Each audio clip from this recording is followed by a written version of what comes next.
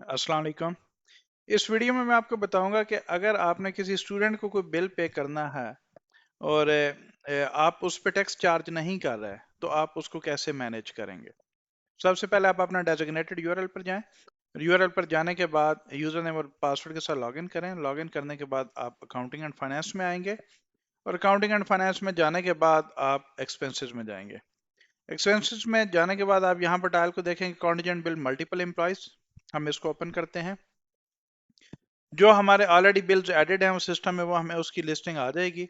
और हम अगर कोई बिल नया बिल ऐड करना है तो हम उसका वो नया बिल ऐड कर देंगे। रेफरेंस नंबर अगर हम मैनुअली देना चाहते हैं तो वी कैन डू। बिल की डेट को हमने सेलेक्ट किया, आज की डेट का हमने बिल डाल दिया।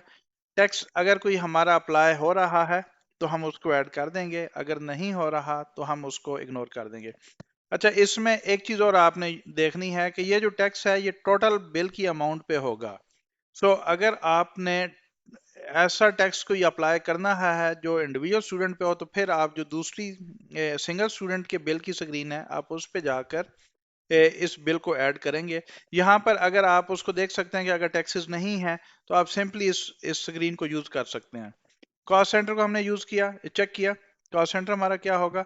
और यहाँ पर हमारे पास लिस्ट में एक रो हमने ऐड की, स्टूडेंट का आईडी हमने चूज किया और स्टूडेंट का आईडी चूज करने से उसकी जो हमारे पास लिस्ट आती जाएगी हम उसमें से चूज करते जाएंगे।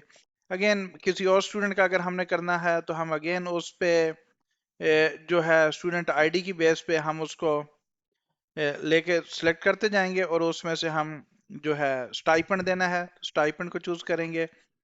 जो अमाउंट हमारे पास सिस्टम में अवेलेबल है वो हम यहाँ पर आपको नजर आ रही है, इससे ज्यादा अमाउंट का बिल ऐड नहीं हो सकता। तो एक ही अमाउंट है तो हम इसको एक वो करते हैं क्वांटिटी को, और यूनिट रेट को हम से फॉर एग्जांपल हम 50,000 करते हैं तो ये हमारे पास उसका वो आ जाता है। इसको करेंगे तो ये हमारा यूनिट रेट हमारा 40, तो ये तकरीबन 90,000 का हमारा ये बिल बन जाएगा।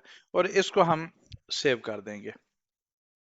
सेव करने के बाद ये हमारे पास लिस्टिंग में आ जाएगा। इसको अगर हम चेक करें हम इसको एडिट कर सकते हैं जब तक मर्जी करना चाहें before submission for the audit approval.